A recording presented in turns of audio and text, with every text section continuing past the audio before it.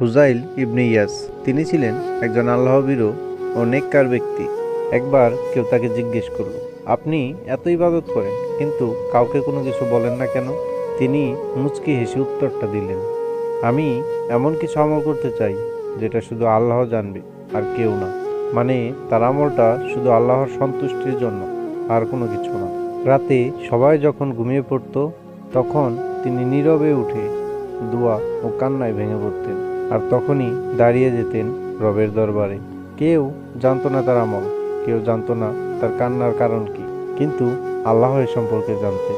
তিনি বলতেন, যে আমল মানুষের জন্য তা মানুষ পর্যন্তই শেষ, আর যে আমল আল্লাহর জন্য তার প্রতিদান স্বয়ং আল্লাহ নিজেই দিবেন।